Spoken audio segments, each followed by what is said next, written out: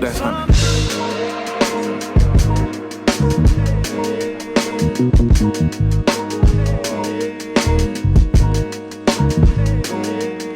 we get the cheese in our stomach. We're gonna go crazy with it.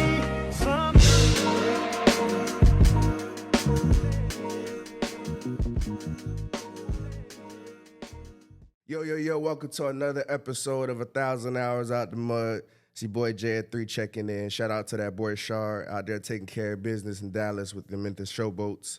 We miss you, my brother. Today we got us a special one. Y'all know this podcast is really built off the journey, and we probably got the king of the journey sitting with us today from after what I found out. He's born in Cali, grew up in Idaho, played college football at the University of Idaho. There, he is one of the top pass catchers in Idaho history. 140 career receptions, gained 2,267 yards as a wide receiver during his collegiate career. His career receptions ranked 7th in school history, while his yards ranked 4th. And his 17 career receiving touchdowns tied for 5th in all-time school history. His best year was his senior year, when he was chosen first-team All-American, earned his first-team All-Big Sky honors and Idaho Most Valuable Offensive Player of the Year award. That year, he was second in Division I with 68 grabs for 1,156 yards with 9 touchdowns.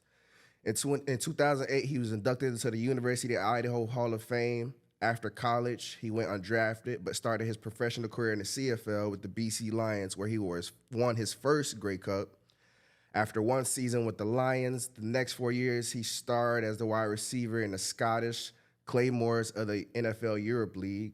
In his second season with the team, he was a World MVP, which is equivalent to the Super Bowl, won his second championship in his professional career. After 4 years in NFL Europe, he finally got his opportunity and made it with the Tampa Bay Buccaneers, the Minnesota Vikings, and had a short stint with the Las Vegas Outlaws of the XFL. After that, he signed with the St. Louis Rams in 2001, where he went on to play in Super Bowl 36 versus the Patriots. 2 years after that, he made his way back to the CFL, signing with the Ottawa Renegades, currently known as the Red Blacks, and in 2006 with the Saskatchewan Roughriders, where he won his second Grey Cup. After his professional career ended in 2007, he retired. He is the only player to ever play a regular season in the CFL, the NFL, the XFL, and NFL Europe. It's also the only player ever to suit up and play in the Super Bowl, the Grey Cup, and the World Bowl championship games in 3 different leagues. Now he is a father, a husband, and a high-level performance trainer. The performance guru is a lot referred to him as, the owner of Yo Murphy Performance, where he trains the best of today's sports playmakers like Devontae Smith, Vita Vea, Deontay Johnson, Leonard Fournette, Darius Leonard, Julio Rodriguez, Luke Voigt, and many others. Today we have none other than the one and only Mr. Yo Murphy. Appreciate it, man. I forgot half that stuff. Man, I don't know if it really happened. I went to search and I was like, oh, this intro for the be lit. It's the longest one for sure, but you got to give credit where credit's due, man. That just come the oldest one you've had on. It's all good. Man, Idaho. Yeah. I ain't never met nobody from Idaho. I was young when we moved, so imagine moving from California to Idaho. You know what I mean? It was tough. But like my old man said, he's like, big guy, you can stay here if you want. And I decided since I was only 8, I might want to hop in the truck. But it was cool because I just got one with nature. Just just took it for what it was and ended up loving it. Mm-hmm. Kept me grounded through everything. And that made you stay home and play at the University of Idaho. Yeah, I didn't want to. What was your other offers coming out?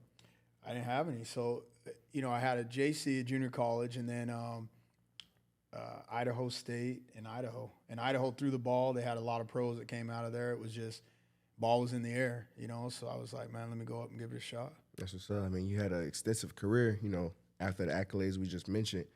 But I think that's one thing that I learned while researching you. I've known you for a couple years, but didn't really know the extent of your journey, and which I really want to dig into and speak on that extensively is the professional journey that you had.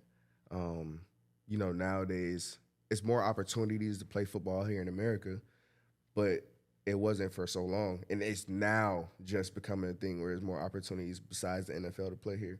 So walk us through that. Walk us through that after college phase going into the NFL, or not NFL, but your professional career.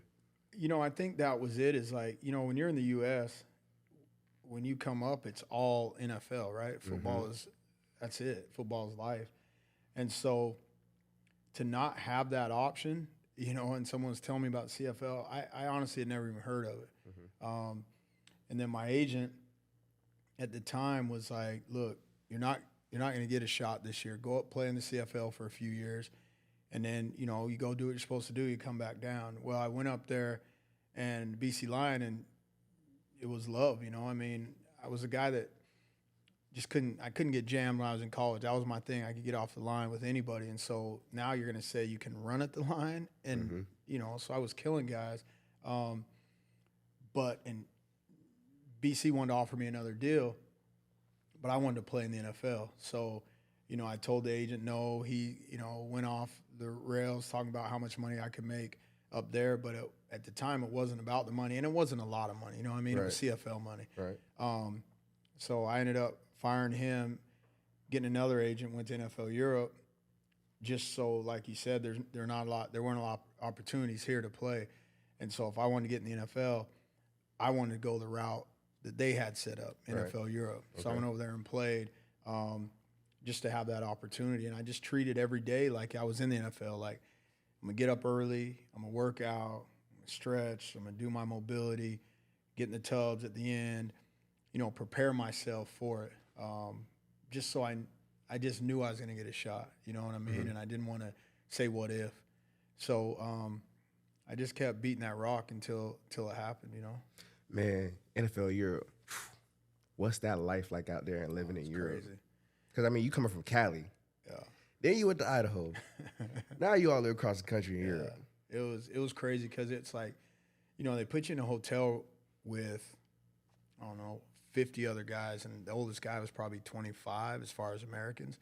I was 23. I came out of school. I was young when I went up to Canada, but it was like it's a 10-week slumber party. You know what I'm saying? Because you would go and work, but then you're back at the hotel for from probably 2 o'clock on in a city. We're in a huge city in Glasgow.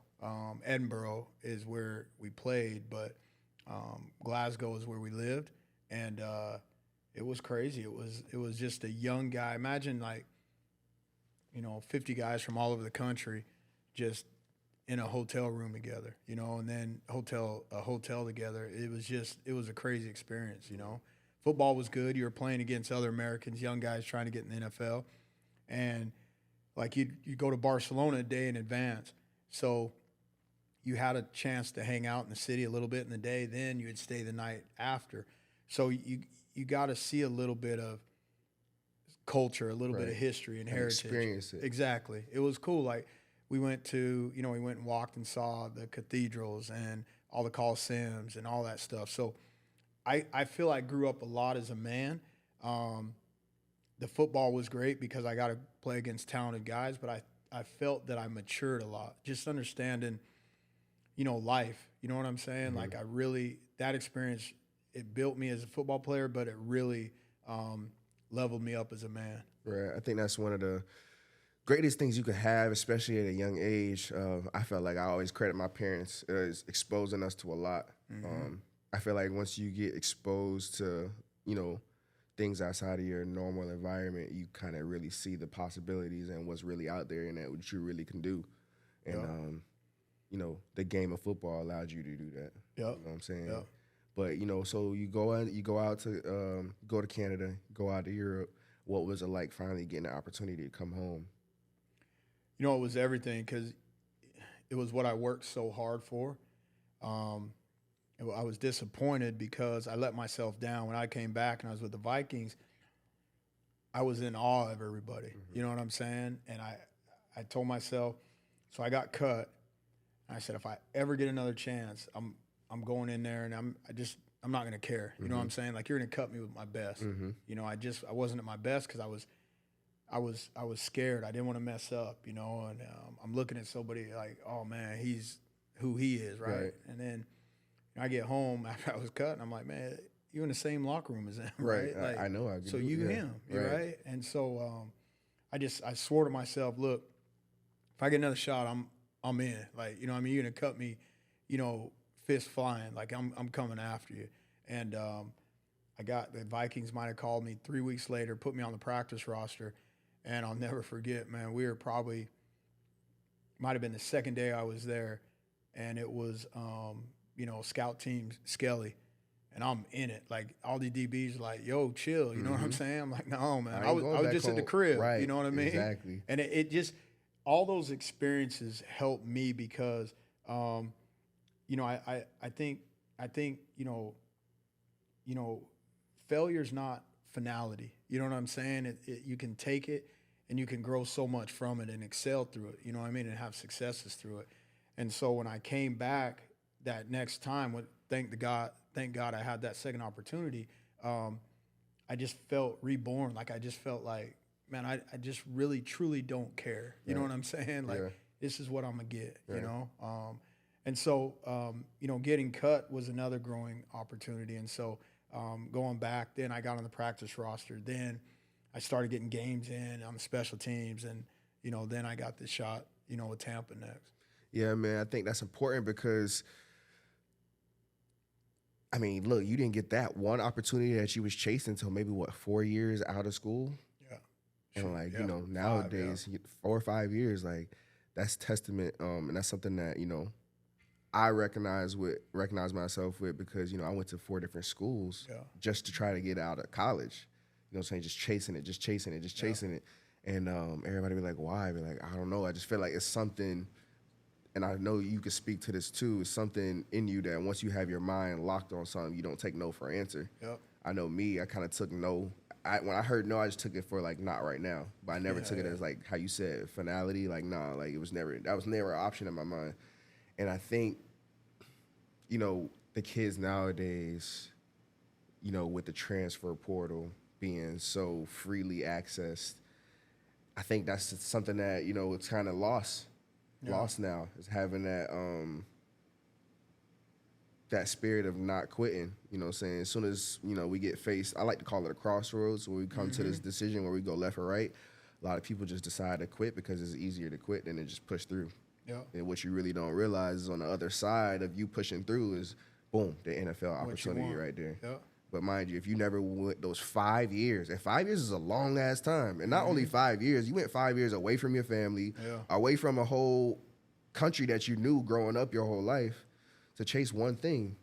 And like, you know what I'm saying? What if you would have gave it up after 2 years? Like, I'm done with this shit. Like, it ain't happening by now. I'm done with this shit. Yeah. You would have never really been able to experience your dream. You know what I'm saying? So, you know, when you got to the Bucks, take us there for the next couple steps, because it's just getting started at this point. Like, the journey of your pro career it's 5 years in, but now you just started to turn the page. So, okay, we at the Bucks now. You know, I think by then, when I got released, I really dove back into confidence and came back to Minnesota just different, right? And so by then, now when I was at Tampa, it was like I wasn't trying to make the team in my mind, right? I'm going to go in and show them what I can do for them. Like, it wasn't, you know, Minnesota, I was always walking on eggshells because I was in a locker room with Moss, Chris Carter, Jake Reed, and I knew those guys where their talent level was. Right. I'm going to be a special teams guy, and I'm going to be that guy that's got to go do everything outside of what they do. Right. When I came to Tampa, still really good receivers, I just felt I had raised my level. And so I wanted to be a part of their core. Like, I wanted to be a guy that they counted on. And I just continued to develop. And like you said, I just continued to push. Like, it was in my head, I just felt that any obstacle there, like, it wasn't a real obstacle. It was just something that I had to navigate. I just had to figure out. I just worked, man. You know what I mean? Like, when I first got here, it was all special teams. They told me I was too light. So Went from 185 to like 194 in the off season. Couldn't move, so I had to drop back down. I did I'm that just, I'm too. gonna have to fight folks, you know what I'm saying? And so it was just, now it was more about really understanding who I was and just becoming that pro, in Minnesota. I was just that scrappy shit, when they needed something, I was there. And now I just really started to mold myself. Had great pros with me, Riddell Anthony, Jacques Green, had a chance, Keyshawn Johnson, to be in the locker room with them, but it wasn't as much, looking up to him. It wasn't, I just respected him, and it was like, let's go work, Right. you know? So after that, you went to the XFL. Yeah. Was that like the XFL where they was doing like all the crazy shit? Yeah. And I was in Vegas, so it was crazy. Oh, wow. Yeah. Damn. Did a year there, then you went back to CFL. I went from XFL to the Rams. Rams. Yeah. Speak about that, because now, boom, now you're at the granddaddy of them all. Yeah. You already done played in the Grey Cup. You already done played in the World Championship. Yeah. Now you have the opportunity to actually play in the Super Bowl. Yeah. And this was it. Like, for me, it was crazy. So my agent called me. I went to the XFL because the Bucs said they were going to re-sign me, but they wanted me to go back to NFL Europe again and come back to compete to be in their top four. And I'm like, I'm not going back there again. Mm-hmm. So my agent called me, said the Rams wanted to bring me in. Now, this was maybe a week before camp. So I go in there, there's 16 receivers. I'm like, man, what am I doing? But they had a bunch, they had 2 rookies, 2 draft picks, and had a bunch of rookies. And Isaac Bruce, Torrey Holt, Oz Hakeem, and Ricky Prohl. Those are their guys. They're not going anywhere. So they said they had all these guys that filled 3 slots. And so I'm watching the guys. I'm like, if I get a shot, I'm going to make it happen. Mm-hmm. But they didn't know me. You know how OTAs, all that stuff happens. They just didn't know me. So anyway, long story short, a couple guys went down. Martz was like king for the vets. Like, they'd go 2 days and take 2 days off. So a couple guys went down. Those 4 top guys weren't practicing. They weren't even in the city. He told them to chill.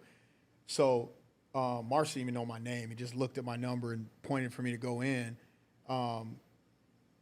Kurt was in still, but he didn't have his top receiver, so I made a really good catch. So I go back. They say, good catch. Kurt's like, man, can I get him back in there? Now, Kurt Warner we talking, right? Yeah, Kurt Warner. Just so everybody knows what we're talking about. But I'm 30 now, right? So I'm competing with these guys younger, so I really better shine, right? So anyway, that day just rolls for me. He looks for me a lot. I make some catches. Next day, I get bumped up a little bit. Not, I wasn't even close to where those guys were, but I'm right behind the draft picks now. So make a few more catches, things happen. We go into our first preseason game, and I really don't even know the playbook like you should, but, an out's an out, right? So make a really good catch on an out. The quarterback behind him was Mark Bolger at the time, so we had been – we had some time together, and it just started flowing. Like, I started getting more snaps. When those guys came back, Ricky Prohl kind of took a liking to me. He started talking to me about the offense, how to navigate it better, because the offense was madness, man. There was not one check in the offense unless he walked up and said a check with me as a running play, but everything else, all the receivers had to know what the side adjustment was. Every receiver had to know, if he comes off your nose, what you do. Right. You know what I mean? And Kurt was coming to you. So if you didn't win, play was dead. So there's so much pressure on the receivers, which they love because the quarterbacks, receivers met together all the time. They're always on the same page. Right. Like, it was such a fun offense to be around, And then it just rolled, man. What's crazy is I was so locked into that offense that I backed up everybody. So I was the 5th receiver, but if anybody went down, they put me in for every position. And this is how crazy it was, a story. When I was in the Super Bowl, we had a play. It was called 940 hop to Oz right, okay? We had never even run it. The play was Oz, called for Oz Hakeem, right? We'd never run it one time. And this is late in the game. This is the 4th quarter of the Super Bowl. Oz came off with a calf pull strain. Martz didn't even know. So Henry Ellard yells for me to go in. Martz has no idea, so he calls a play, and I'm in there for Oz, so I'm sitting in the huddle, just I'm hyped, right? I'm about to get this. Yeah, and I'm like, okay. So I didn't even notice, but they said on the sideline, Martz is going crazy to not run the play because he didn't know Oz was in, right? Anyway, obviously I wouldn't tell the story if it didn't work, but I hop, do the play, and it works, and that's what it's kind of like what you said off of the young guys, like by me being present and me staying with it, I got my opportunity. You know what I mean? And I don't know everybody's life, so sometimes you have to do things to help your family, so I get that. Right.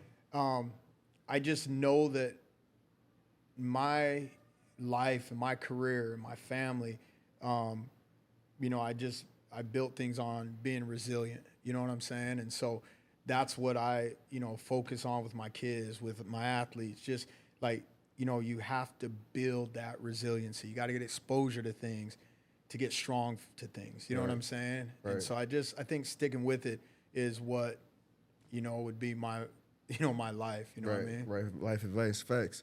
So then, boom, got the highlight of the Super Bowl. Unfortunately, didn't get to win it. Yeah. But even just being able to play in it, like, I got a ring. I don't really claim it because I didn't play in it. But you got to play in it. Yeah. So that's dope. You know what I'm saying? But then you went back to the CFL where you then again at the last year of your career won another one. Yeah. So you done won 3 titles at this point. Which one was like your moment? Even though you didn't win the Super Bowl, you've been in 3 championship games. I think the Super Bowl, even losing it, was the best experience because the journey. Like I've played and you've played with a ton of all pros, guys that are elite, all this. I never was in a better locker room than in St. Louis, and the locker room was filled, with guys that, from Marshall Falk, Torrey Holt, Kurt, all these guys, but everybody had the same mission. You know what I'm saying? Like everybody was pulling for each other. Everybody was working hard for each other. And it was just a great team. You know what I'm saying? So even losing the game, which sucked, but it's still that experience and those memories of just how we worked together to get there. I'll just never forget. Did you decide to retire because you just wanted to walk off on a high?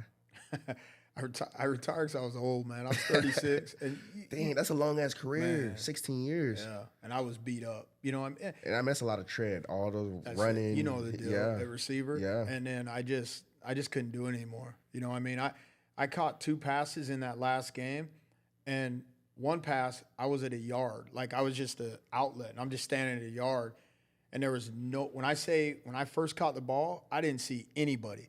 By the time I got tackled, I got hit by like 7 people. And I'm like, this shouldn't happen. You know what I'm saying? Like, tired of that shit. Yeah, so I'm done. I just couldn't move the way I should. You know what I'm saying? Like, so I was done. And it just happened that it went out on a high. Right. So the transition phase, how did you get into the sports performance world? Was that something that's always kind of been on your mind while you were playing? Was it something that led to that? Like, what got you into that role there? It was an injury. So I tore my quad tendon my first year with the Rams, and I couldn't do anything, man. I couldn't even straighten my leg out. And it was so frustrating because I just felt I did it. Mike Martz had talked to me in the offseason saying we're not going to go after a high-level receiver because we feel what you can do, all this stuff. So, when I tore my quad tendon, I'm just like, man, come on. It wasn't a full tear, but when they did some stuff in the offseason, they found it. And the performance therapist that they had me work with got me back. I wasn't 100%, but got me back where I could still function. I could run. I could move. I had the wiggle, all the things that had, got me there. And it just made me think, like, as I was going through that season and knowing at some point I'm going to be done with this, I wanted to stay in football, but I didn't want to be a coach. I wanted to be able to control my days, my hours, my times, and my family, all that. And I was like, man, I can't even explain how much this guy helped me. So there's things that I can do in this space. Right. So after the Rams, when I went back and finished in Canada, I would stay and shadow my strength coach. I'd So I'd work out early, and then I would just shadow them, pick up cones. I was basically an intern. And then I did that for my last 2 years playing. And then as soon as I got done, I dove right into, all the NASM, continuing ed, all the different things that I needed to do for certifications, and, just hit it running. Yeah, that's crazy. It's funny that you say, because ultimately, I always wanted to open up my own facility too, but that doesn't change so much in my head now. But it's crazy because that's what I wanted to do initially, is open up my own training facility, and just to see how that came back, how that came across for you, and the fact that now you are the trainer of trainers. You know what I'm saying? Like, I've trained with you, and one of the most things I found impressive, I feel like all the guys when we talk about it, is like, I've never done the same thing twice. Like, that takes some shit for years and years to have to train people and never have to do the same thing twice. Like, I know you take your football approach and how you handle your business there into this field, because there's no way you can't not come up with the same thing twice after years of training somebody. And I think the big thing is, for me, I get a guy like you, I want to challenge your athleticism all the time, So for me, if you continue to do the same movement, and I'm big on, say we're going to work a lateral lunge, and we need to work that position, that plane, that movement. There's different ways to accomplish the same thing, but give you a little bit of different twist on where the load is, where you hold the weight, how we're going to do it, whether it's in place or going to move, because you always want to challenge a guy's athleticism, make him dig deep to figure out the movement. And I've just found success with it. I think there's a lot of trainers that are just real traditional, which I think is great, but I came from a different path, like we've been talking about. So many of these guys have so much more knowledge than me, because their whole school was about that, right? My school was on the field, like, movements I had to accomplish, and thank God I was like an attentive player when I was working with my strength coaches, because I always asked questions, I always wondered. And so really when I got done, I just had to figure out, I had to learn everything anatomy wise, but I knew training, know, and I just want to stay in my strengths. I'm not going to sit here, a guy that has a PhD of kinesiology, I'm not going to be able to go to that level, right? But I have a PhD, 16 years of doing it, right? And changing my bodies with different strength coaches and seeing how other guys respond and other guys' injuries from maybe not doing certain things. And so I just stay there where my strengths are, I just stay in my lane. I know what I'm good at, and I focus on that, and I try to make sure I focus on the athlete, like make it particular and specific to you, and been successful so far. Right. I feel like, the cliche saying, like, experience is the greatest teacher. You know what I'm saying? 16 years playing professionally, but then also the different games that you play. Like, each league is a different style of play. Yeah. So you to be able to tailor to the different types, like me, like I played in NFL, but now I'm about to go to CFL for the first time. That's a whole nother game, and to a certain extent. You know what I'm saying? But you have the knowledge and the background to be able to explain and get me prepared for that before I even step foot at a practice. You know what I'm saying? Those are the different advantages. And I feel like, I will let you see I will let you answer this as well, but I feel like that's probably what makes Yo Murphy performance stand out, is the fact that the experience is behind it. You know what I'm saying? I feel like that's what most professional athletes, especially, but athletes in general, we always in practice, and you got the coach that's yelling at you and telling you to do this, but how about you get your ass up and do it? You know what I'm saying? Like, we will respect somebody that can really get up there and do it more so over the person that can't. And do you feel like that's what separates you? Because the past 2 years you've had, your draft class, combine prep numbers have been through the roof. You've gone up each year since opening a new facility. So do you credit that, and you think that's the reason why, your trajectory and why you've been so successful in your training career has been? Yeah, I feel that it's definitely a strength. We've all had those experiences, but what I feel, the coach that used to drive me crazy when he's saying unrealistic things, you know what I mean? And it's like, come on, man, And so what I want to do is make everything a collaboration, like you just said. And I'll be honest, if I didn't have athletes like you, there's no way I'm gonna get numbers like we've been getting, right? So it's got to be a collaboration. A guy told me a long time ago. He said the best athletes are gonna go to the best trainers. And so I want to focus on making sure that I keep my level high, so I'm not trying to raise up when I get that guy. You know what I mean? We're both there together. Right. And so I've really focused on, you know, like humble confidence. You know what I mean? Like say, okay, I need you, big guy, but I promise you, you need me too. You know what I'm saying? And then really attacking it like that. You know what I mean? Hate to put you on a hot seat. Oh Lord, We got to do it though. It's only right. don't start asking me about I'll let you talk. All right, so okay, so boom. Out of all the athletes you've been able to work with, Say that. I'll give you a little cop. I'll give you 3. It was just one, but give me 3 guys, no matter the sport, because you train all sports at the highest level, but just 3 guys off the top of your head where you think like who really stands out to you, whether it be work ethic, whether it be not even something to do with athletics, but 3 guys that you've trained that stand out to you. Man, that's so foul. Like I can't even. I'm not even gonna answer that. I'm not even gonna answer that. Here's what I'll say, because honestly, like I feel that I don't really jive well with guys that don't have like a mission, like don't have that vision and that mission and that goal, that finish. Like I want to be the best. You know what I'm saying? And I've been fortunate, man. And I'm not. This is not your 3, so don't even try to cut it back there after I get done with 3 names. But like a Devontae Smith, Julio Rodriguez, Shaq Leonard, Christian Barmore, Terrion Arnold, Roman Wilson, Alex Anzalone, these guys that I really, like we were just talking about, that is no level up. It's like we continue to push each other. You know what I'm saying? Like I feel like, I'm so blessed to be in this space because I continue to get motivated and inspired. You know what I mean?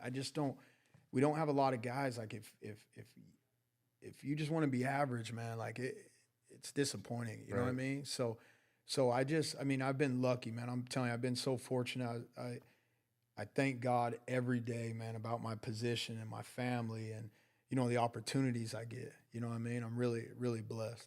Do you feel like you feel more fulfilled in this role versus playing? Yeah, I do.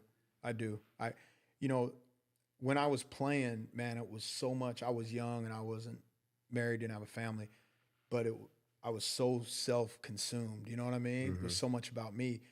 Homie, my life, I mean, you're married now, you get it, but my life is about others. You know what I'm saying? I've matured a lot too through that process to understand it, but I get so much fulfillment. Like when I go to Indy, homie, I'm a wreck until they get done running. Like I'm a wreck because I have so much, invested in them, and I tell them we're attached now. Like your success is my success, your failure is mine. And so by being able to really pour in other people, my kids, my wife, the athletes I work with, my staff, it's so much more fulfilling. Yeah, man, that's crazy. Before we leave, just speak to that kid that. It's your last piece of advice before I let you go. Just speak to that kid who was you, that kid that is me, going into a new environment, going into a new country, playing a new game for the first time. Speak to that undrafted kid that might not get a chance to go to the NFL out the gate, that might have to go 4 or 5 years before they get a chance to finally put on the shield. What's your last piece of advice for them? Man, my last piece of advice would be to stay strong. I lucked out. I'm gonna be honest. I lucked out. I was blessed because I didn't hold true to the journey I'd been on so far, and I was scared. I wasn't strong in an opportunity I had with the Vikings. I wasn't strong, and I just got blessed and got another opportunity. What I'd say to that young guy is, stay strong. Whether you win or lose, you can live with it. You know what I mean? If you stay strong throughout, we're going to lose some battles, but I don't want to lose because I was scared or weak, you know? So that's what I would say is like, just stay strong through everything. Man, yo, I appreciate you, man. Where can the people find you on the socials to tap in? At Yo Murph on IG, and that's all I got. Yeah. Yo, appreciate you, dog. As always, Appreciate thank you, you for man. everything you done for me personally. Thank you for what you're doing for the culture and bro, just being an example of not only what, you know, a journeyman and an athlete, but also a great man, a businessman, owner of your own, you know, entity, as well as being a boss and managing other people, bro. It's really inspiring. And for me to just give you a flowers, I appreciate everything you done for me personally. No, I appreciate that, man. But y'all make sure, thank y'all for tuning in for another episode of 1,000 Hours Out the Mud. You know where to find us on all the socials, wherever you at. We at AHOTM_. Y'all tap in. If you rocking with us, tap in. If you not, it don't matter. Make sure you follow us. It's another thing that we always say. Can't cheat the grind. Got to put in the time. 1,000 Hours Out the Mud. Till next time. Love.